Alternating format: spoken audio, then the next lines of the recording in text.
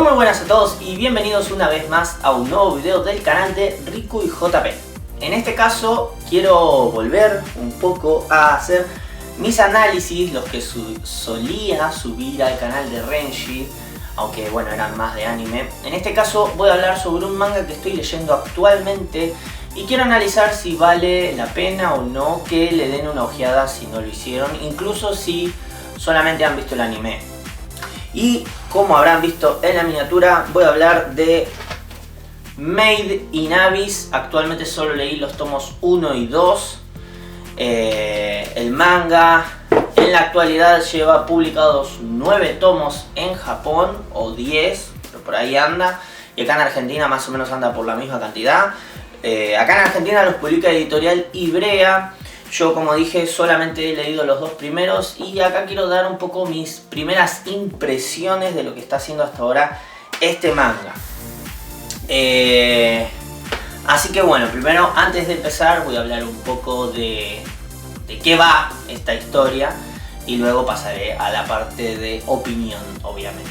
Tengo que decir que desde ya les agradezco que dejen un like y se suscriban si no lo hicieron y toquen la campanita, y también en la descripción están todas nuestras redes sociales por si les interesa pasar por ahí, para que, bueno, ya saben cómo funciona esto, ¿no?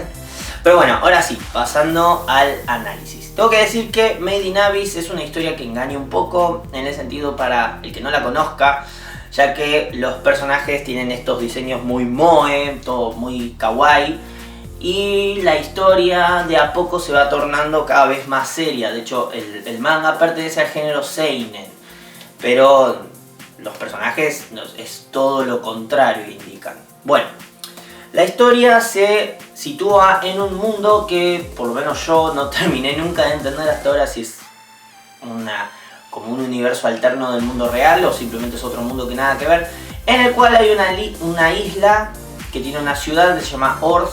Y en esa ciudad hay un pozo, un abismo súper profundo. Nadie conoce la profundidad de ese abismo, la profundidad total. Y básicamente hay grupos de exploradores que se dedican a explorar ese abismo, ya que a medida que uno va descendiendo va encontrando artefactos que tienen diferentes habilidades, estos artefactos, y que pueden ser vendidos a grandes precios, ya que en algún momento una civilización antigua, hace miles y miles de años, que vivía en ese pozo, construyó estos artefactos. Y tienen una tecnología muy avanzada, desconocida para la gente que vive en ese mundo. Es así como una niña, la protagonista de la historia, llamada Riko, que es una huérfana, que sabe que su madre fue una silbato blanco, porque bueno, hay que decir que estos exploradores tienen como diferentes rangos, que esos rangos se dividen en los silbatos. Cada rango tiene un color de silbato designado y los rangos blancos, digamos que son los mejores y los que más lejos del pozo tienen permitido ir. Porque bueno, también hay permisos para descender determinada cantidad de metros o de kilómetros hacia abajo. Entonces bueno, la protagonista, que es una huérfana, su madre es un silbato blanco. Al principio de la historia ella tiene el sueño de descender para buscar a su madre, para ver si está viva todavía o no, y conoce a un niño llamado Reg, que él, por sus características, porque en realidad no saben nada de este niño, por sus características intuyen que viene del fondo del pozo, o por lo menos de muy profundo, ya que este niño tiene extremidades robóticas, o sea, tiene brazos robots, tiene incluso prótesis en diferentes partes del cuerpo, y bueno, y eso hace pensar a Riko que este niño, bueno, viene de ahí abajo. Además no tiene recuerdos de nada, no sabe nada, pero además de eso recibe una carta de su madre que le dice que vaya a las profundidades. Así que bueno, ella decide escaparse y bueno, decide emprender el viaje a las profundidades. Más o menos de todo eso trata el primer tomo. En el primer tomo, tengo que decir, mi opinión es que yo, sinceramente, el primer tomo me dejó un poco frío, que lo he comentado en el video anterior de compras de manga. Ya saben, en este canal todos los meses solemos hacer un video con Riku diciendo todos los mangas que fuimos comprando y los mangas que empezamos a leer. Bueno, en ese video yo básicamente lo que decía es que si bien el primer tomo me gustó, me dejó un poco frío en el sentido de que por reseñas y cosas que había escuchado tenía la serie esta un poco más arriba. En el primer tomo realmente no pasan demasiadas cosas y hay muchos diálogos, muchas cosas que realmente no llevan a nada, muchos personajes que después no terminan aportando nada, sinceramente. Por lo menos eso en el primer tomo y por lo menos hasta donde yo llegué en la historia, porque por ahí esos personajes luego más adelante desencadenan otras cosas, eso no tengo forma de saberlo. Pero bueno, en el primer tomo me dejó un poco frío, me gustó, sí, pero me dejó un poco frío. El tema fue cuando llegué al segundo tomo. En el segundo tomo, cuando ya empiezan a descender, empezás a ver un poco este mundo oscuro, esta naturaleza que realmente atenta contra la especie humana. En el segundo tomo empezamos a ver esto, incluso algo que me llamó la atención, que me pareció bastante copado, no por ser la primera vez que lo vea, hay otras historias, otros mangas y otros animes y otras películas y otro todo donde ya hemos visto situaciones similares, pero bueno, acá en el segundo tomo básicamente hay una criatura que es capaz de imitar como si fuera un loro a las voces de los humanos, pero básicamente lo hace para atraer humanos, para comerlos y literal en un momento los protagonistas medio que caen en una trampa de eso y se los quieren medio comer, unas bestias. Pero bueno, vamos aprendiendo más también de cómo son las profundidades y vamos descubriendo algo que nombran en el primer tomo, que es una ciudad que hay en las profundidades, que es el último bastión humano, lo más profundo. Otra cosa que quiero aclarar que no comenté, que también me parece muy interesante, que una vez que bajás no puedes subir. O sea, supuestamente hay una maldición que a medida que vas subir, mientras más bajo estás, más difícil es subir, porque empezás a tener diferentes problemas, ya sean vómitos, náuseas, y mientras más profundo estés, más van a ser tus problemas a la hora de querer subir. Y lo vemos un poco, por ejemplo, en un momento Rico hace un salto y después está con náuseas y se siente mal y vomita y le pasan determinadas cosas solamente por saltar un poco. O sea, imagínense si quiere subir. Pero es acá cuando llegan a este último bastión de la humanidad, por decirlo de alguna manera, que es interesante porque es como todo un sector construido en un árbol y las raíces del árbol están hacia arriba en vez de hacia abajo, porque como están abajo, bueno, es una cosa rara, está bueno, la idea está buena. ¿Qué pasa? Cuando llegan ahí aparece uno de los que para mí fue los mejores personajes hasta ahora. Y estamos hablando de Ozen, que es otro silbato blanco, el primero que conocemos en la historia. Han aparecido otros silbatos de otros colores hasta llegar a este momento, pero Ozen, digamos que es el primer silbato blanco que aparece en la historia.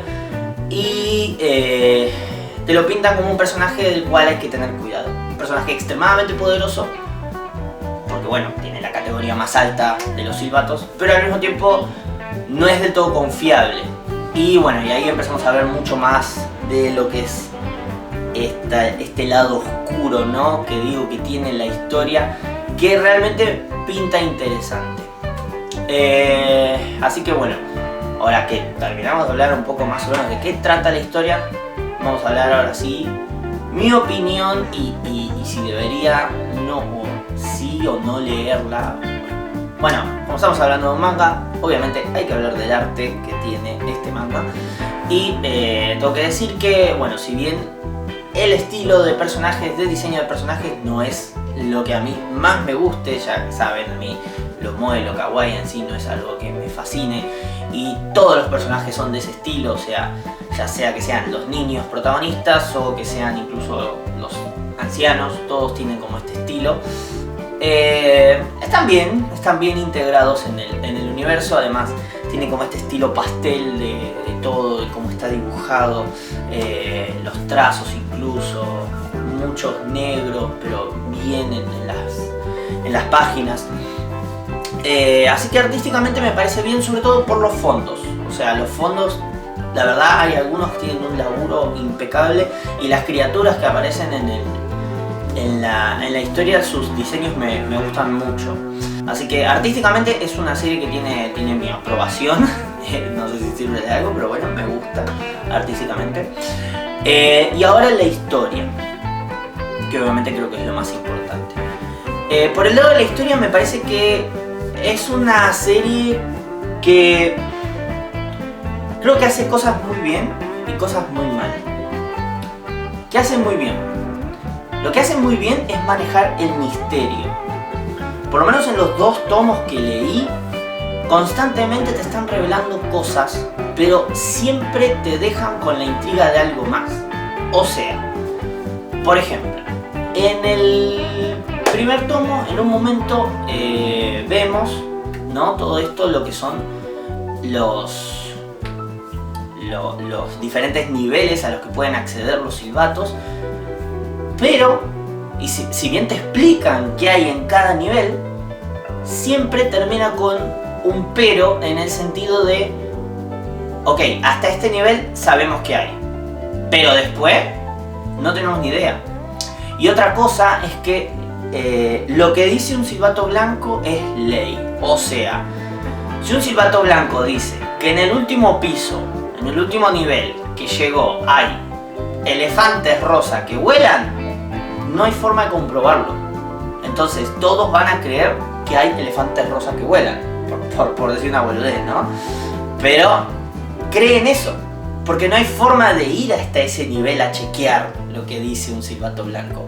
Y eso hace que te intrigue, querés saber qué mierda hay ahí. ¿Es verdad lo que dicen los silbatos blancos? Porque hay cosas que describen que realmente salen de la comprensión humana. Otra cosa que también hace muy bien es esto de que nombraba antes, que no se puede subir. O sea, podés bajar, pero no podés subir. Y bajar de por sí ya es un peligro también. Porque sabes que si bajás, probablemente nunca vuelvas a la superficie. Y después también hay un par de revelaciones que se dan en el segundo tomo, que no las quiero decir obviamente, por si a alguien le interesa leerlo, que me parecieron bastante interesantes. Bastante interesantes, sobre todo para el final del último tomo hay una revelación que decís, ¡ay, mirá, esto no me lo veía venir! Así que por ese lado, muy bien. Ahora, ¿qué es lo que hace mal? Y esto es algo que hace mal, pero que en realidad tampoco es culpa de esta misma serie, sino creo que es algo que como que está generalizado un poco últimamente en la mayoría de los mangas y animes, que es que no se toma en serio a sí misma. O sea, te están contando una historia súper bestia, súper trágica, montones de personas muertas, una intriga de qué mierda hay en el fondo, que me hace acordar en algunas cosas a Shingeki, ¿no? Por esto de siempre esa duda de qué hay más allá del muro acá, qué hay abajo nuestro. Bueno, eso me hace acordar y como dije antes, todo lo que es los misterios están muy bien manejados. Pero no se toma en serio a sí misma en el sentido de los personajes están siempre como si fuera paseando. Por lo menos en los 2 primeros tomos, obviamente. Siempre hablo de eso. Pero van, ay, mirá qué lindo esto, ay, mirá esta especie, mirá esta planta, es algo que nunca vi. Y te acaban de decir, no sé, tu tatarabuelo se murió. No, obvio que no pasa eso, pero por poner un ejemplo, se murió tu hermanito, o sea, no sé. Y, ay, mirá esta planta, mirá qué linda. Y es como, eso me la baja un poco. Entonces, redondeando, ¿deberías o no leerla? Yo creo que sí, creo que es una historia bastante interesante, que como dije, los misterios los maneja muy bien, pero peca en el hecho de que decidió tener a sus protagonistas como niños, y los niños juegan. Y no digo que odie a los niños, porque no los odio, pero a veces, en una historia que tiende a ser seria, me gustaría que los protagonistas sean un poco más maduros. Tengamos en cuenta que acá Rico tiene 12 años y bueno, y el nene no sabemos porque bueno, es un nene. Obviamente, probablemente a los que les guste esta serie y que hayan visto las 3 adaptaciones a anime que tiene, porque tiene un anime de 2012 o 2013 y tiene 2 películas, de hecho una salió este mismo año, de hecho salió en estos días la película, probablemente eso no sea un impedimento e incluso sepan, no sé, que capaz el niño es mucho más grande o ya ni siquiera están estos protagonistas que yo estoy conociendo, no sé. Pero bueno, a lo que voy es que sí creo que vale la pena. Como dije, artísticamente es muy bonita, sobre todo los fondos, los paisajes son increíbles. Realmente parece que el autor tiene una imaginación espectacular porque los paisajes son increíbles, cosas que parecen de otro mundo. Así que la verdad que por ese lado lo felicito al autor y vale la pena leerla porque la historia es lo suficientemente interesante como para mantenerte pendiente. No creo que sea una obra maestra, por lo menos hasta ahora para mí, pero el trasfondo que cuenta, el mundo que presenta es muy interesante, así que sí, creo que vale la pena leerlo o por lo menos darle una oportunidad. Como digo, para mí se empezó a poner más interesante recién en el segundo tomo. El primer tomo me dejó bastante frío, la verdad, o sea, me gustó, pero esperaba más.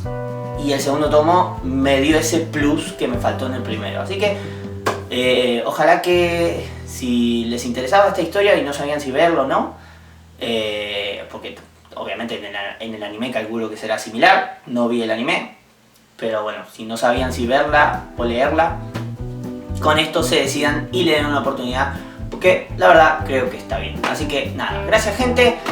Pretendo volver a hacer esta clase de videos como hacía en Renji, aunque los hacía más sobre animes que sobre manga, pero bueno, lo haré sobre manga o lo haré sobre anime, ya veré lo que me pinte o lo que me pidan también. Déjenme en comentarios de qué les gustaría que hable próximamente. Como ven, tengo un montón de mangas acá para hablar. Así que nada, gracias gente. Lo que sí, que no les perdono Ibrea, porque yo estoy leyendo, obviamente, como dije, la versión de Ibrea. Apenas en el primer tomo tiene un par de paginitas a color, pero en el segundo no.